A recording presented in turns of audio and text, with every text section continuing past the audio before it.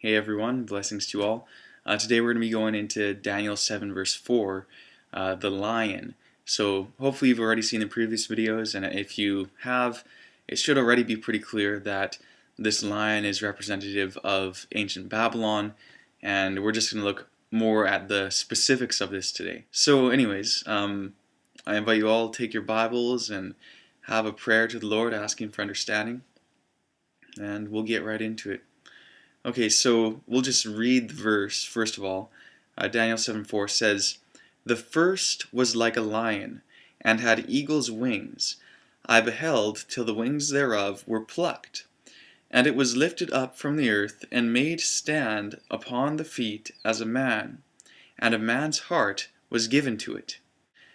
So first, just to clarify, we saw that, here was Daniel in Babylon, and he's seen this first beast, right, coming up out of the sea, and it, was represented as a lion. And if you saw the previous videos, like I said, that part should at least be clear already. But in case anyone isn't 100% clear on that yet, we're going to read from Jeremiah chapter 50, verse 17. It says, "Israel is a scattered sheep, the lions have driven him away. First, the king of Assyria hath devoured him, and last, this Nebuchadnezzar, king of Babylon, hath broken his bones." So you see pretty clearly there that both Assyria and Babylon were portrayed as lions. So this thing about Babylon represented by a lion is nothing new. Now, to go a little bit more into the specifics, we also have here the wings. It says here, right, because it says there was the lion and he had wings of an eagle. So we're going to look at what that represents. Now, there's a lot more detail even that we could get into that we're not going to in this video, but wings are used in the scriptures as symbols of a couple things depending on the context. Usually in context when we're describing, or when the scriptures are describing larger periods of history, or when it's going through, a longer prophecy, wings usually in that context represent periods of time.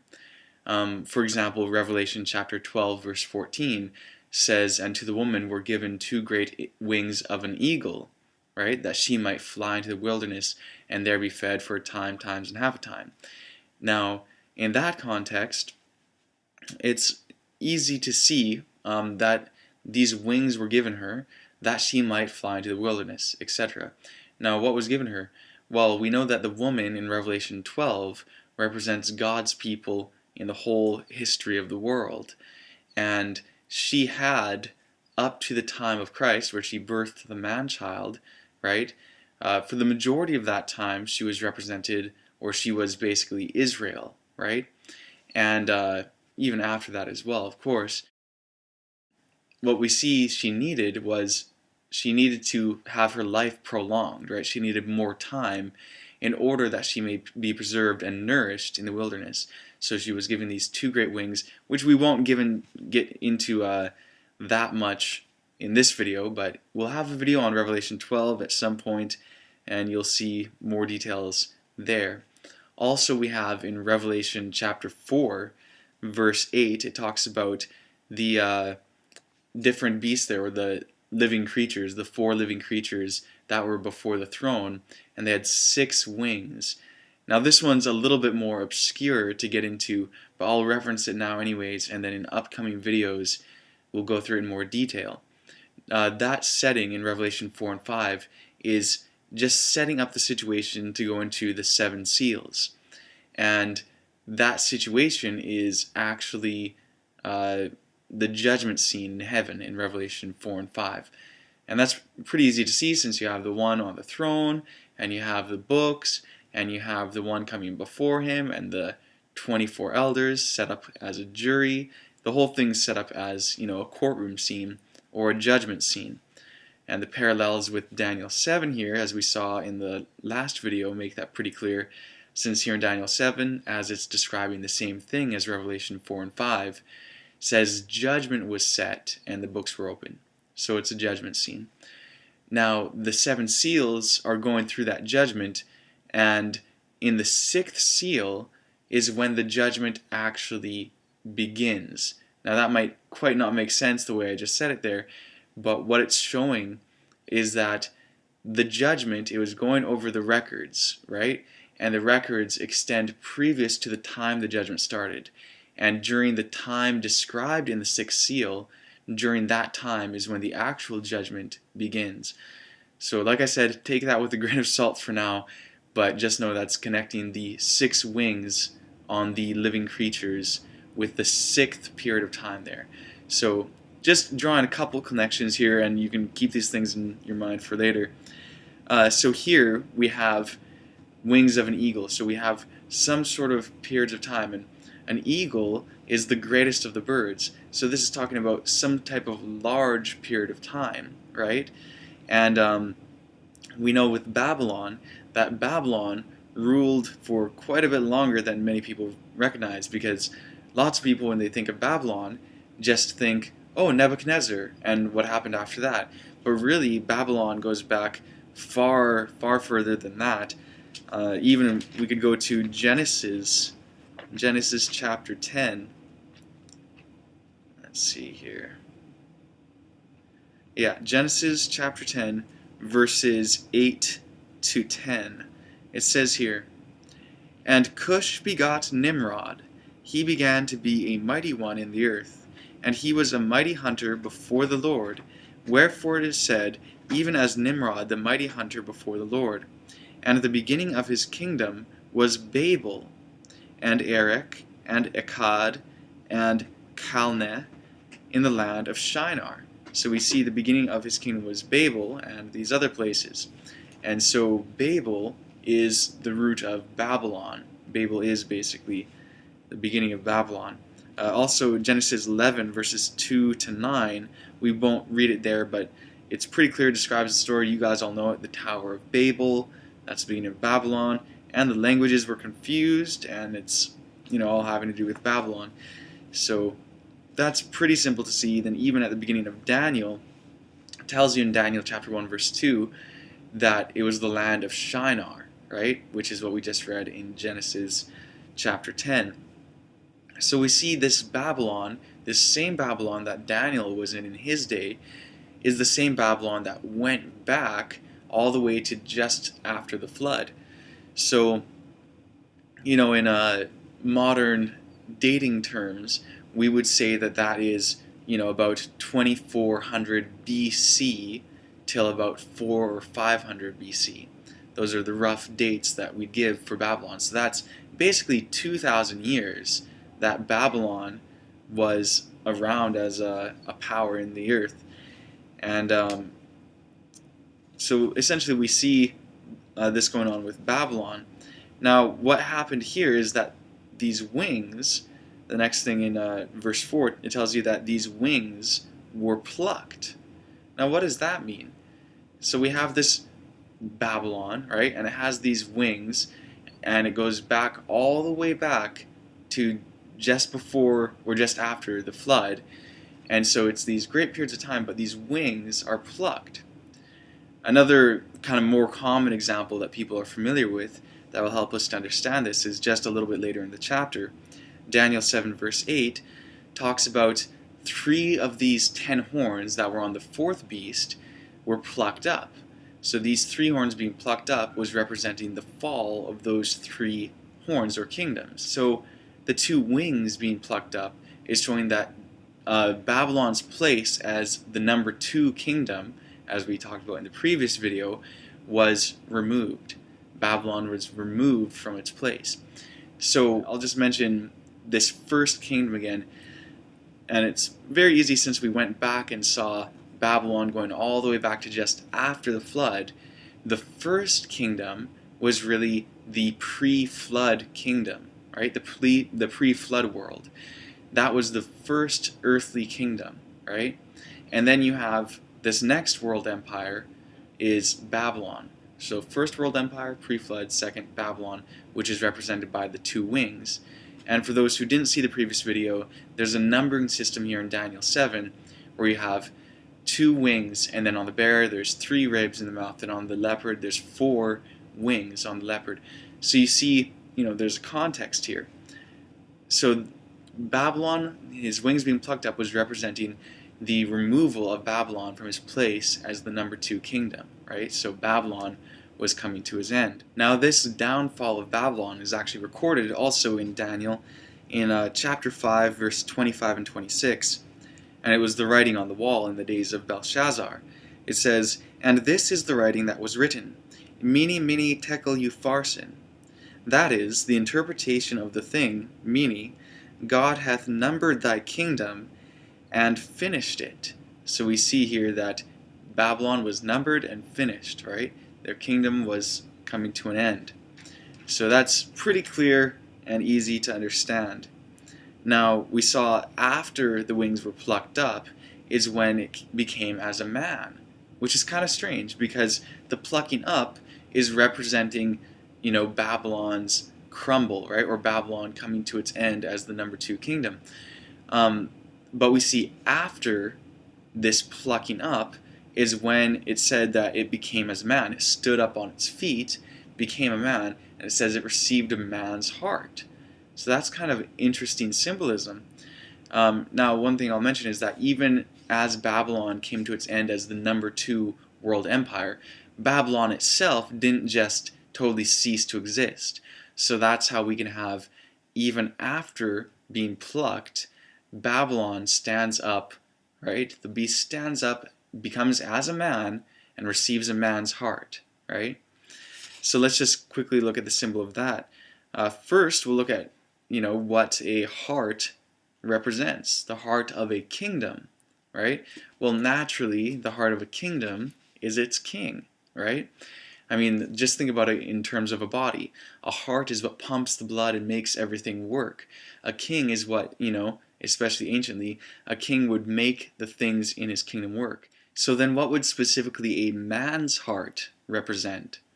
Well, a man's heart, let's just look at this in Daniel chapter 4, verse 16. Perfect example, which, we have Nebuchadnezzar, and he went through his whole experience of becoming as a beast, and then again receiving, his man's intelligence and everything. So this is talking about that story. Daniel 4, verse 16. "Let his heart be changed from man's, and let a beast's heart be given unto him, and let 7 times pass over him." So very clear, he lost his man's heart and became as a beast. And so what did that represent happening? Well, in verse 33, it kind of lets you know. It says, "And they shall drive thee from men, and thy dwelling shall be with the beasts of the field. They shall make thee to eat grass as oxen, and 7 times shall pass over thee, until thou know that the Most High ruleth in the kingdom of men, and giveth it to whomever he will." The same hour was the thing fulfilled upon Nebuchadnezzar, and he was driven from men, and did eat grass as oxen, and his body was wet with the dew of heaven, till his hairs were grown like eagle's feathers, and his nails like bird's claws. So it's pretty clear there that Nebuchadnezzar had to, go and become as a beast, and that was symbolized by him receiving a beast's heart, until he knows, or he learns his lesson, that God is the ruler of all, right? And so then he would receive his man's heart again. So receiving a heart of a man, I mean, that's just like the heart is a symbol of, the intellect or the understanding, right? And we have also Christ. He said in Matthew 12, verse 34, the last part, he said, "Out of the abundance of the heart, the mouth speaketh." Obviously, he's not talking about the literal heart, right? He's talking about the intellect and so on. In Psalm 53, verse 1, it says, "The fool hath said in his heart, there is no God." So again, it's not talking about a literal heart. It's talking about, the intellect and, your God-given intelligence. And so this, and it's just it's a spiritual thing, not spiritual in the sense that most people think of it as, but it's God-given, right? God-given intelligence and understanding. So to be given God-given intelligence and understanding is what was going on here, where it says a man's heart would be given to it. So we see that the beastly heart would be taken away. And what did we see that a heart was? Right? The heart of a kingdom is its king. So the beastly king would be taken away, and a man's heart, right? A king with the God-given intelligence and understanding would be given to it. So who then did this beastly heart represent? Well, we saw again, it was in Daniel 5, that the kingdom was to be given to other rulers, right? And we just already read about the mene mene tekel upharsin thing, but what it said right after that in verse 28, it says, Pharsin or Pharez, thy kingdom is divided and given to the Medes and the Persians. So we saw that it was given to the Medes and the Persians, but the last king to have it was the beastly king, right? The last Babylonian king or Chaldean king, and that was Belshazzar, right? So, chapter 5, verse 1 and 2 of Daniel says, Belshazzar the king made a great feast to 1,000 of his lords, and drank wine before the 1,000. Belshazzar, whilst he tasted the wine, commanded to bring the golden and silver vessels which his father Nebuchadnezzar had taken out of the temple, which was in Jerusalem, that the king and his princes, his wives, and his concubines might drink therein. And then it keeps going and describing what's going on, and with Daniel coming into the picture, and how the writing on the wall was there, and he wanted all the sorcerers and all the magicians and everything. And then finally Daniel came and explained to him about what happened with Nebuchadnezzar, his father. Well, we saw that he was doing something wicked there at the beginning, right? He was using the golden and silver vessels and everything from the Jerusalem temple just for his merrymaking and feasting, which was obviously pagan feasting.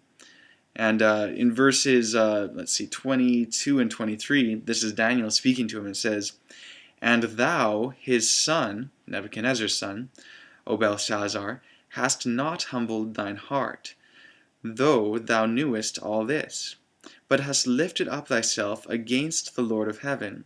And they have brought the vessels to his house before thee, and thou and thy lords, thy wives, and thy concubines have drunk wine in them. And thou hast praised the gods of silver and gold and brass, iron, wood, and stone, which see not, nor hear, nor know, and the God in whose hand thy breath is, and whose are all thy ways, hast thou not glorified. So you see here, he's clearly saying, hey, look, you're just living after the flesh, right? And so he just had a beast's heart. He was, for the kingdom of Babylon, the king, or the kingdom's heart, being the king, he was the beastly heart, right? And so he was taken away, which was obviously, this is just another symbol, his second witness that Daniel was able to give Belshazzar of his downfall. And then the next heart was the man's heart. And what would that represent? Well, of course, we saw in verse 28 of Daniel 5 that the kingdom was given to the Medes and the Persians. And notice it said, thy kingdom. So Babylon was given to the Medes and the Persians, which is why after the wings are plucked, Babylon is still there. It's just, it's given to another king, right? So we're going to go to the book of Ezra, chapter 1, and it says here, and you can also read this in 2 Chronicles 36, verses 22 and 23.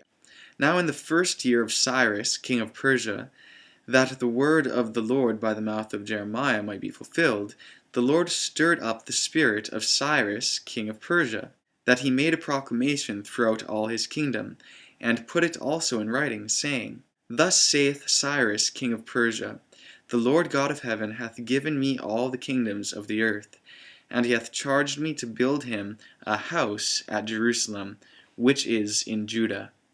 So Cyrus clearly understood, and he was given the understanding that God had chosen him to do a certain work, and he was willing to cooperate with God. And so he was given, just like Nebuchadnezzar eventually, he had that heart of a man, right? And he was that heart of a man as it relates to Babylon. Then we also have here in Ezra chapter 1, verses 7 and 8. Also Cyrus the king brought forth the vessels of the house of the Lord, which Nebuchadnezzar had brought forth out of Jerusalem, and had put them in his house of his gods. Even those did Cyrus king of Persia bring forth by the hand of Mithridath the treasurer, and numbered them unto Sheshbazzar, the prince of Judah. So we see Cyrus here was sending these vessels back to Jerusalem, right? So everything that he was doing was based off of his understanding of what the Lord had told him to do. So he was living in obedience to the God of Israel. You can read a little bit more about Cyrus's obedience in chapter 5 of Ezra, verses 13 to 17. It goes on, kind of describes some of the same things, but emphasizes how he was the servant of the Lord. Also read Isaiah 44, 45. Then we also have Daniel 6, verse 8, telling us, verse 28, it says, "So this Daniel prospered in the reign of Darius and in the reign of Cyrus the Persian." So we see that both, these kings, Darius and Cyrus, were, making Daniel to prosper, and they were in harmony with the God of Israel. So that brings us up to the time of the Medes and the Persians, obviously, which is what we'll look at more in the next video. So we'll end this here for now, but hopefully that gives you a bit more understanding into Daniel chapter 7, verse 4, Babylon the lion. And yeah, so all glory to God, and shalom to you all.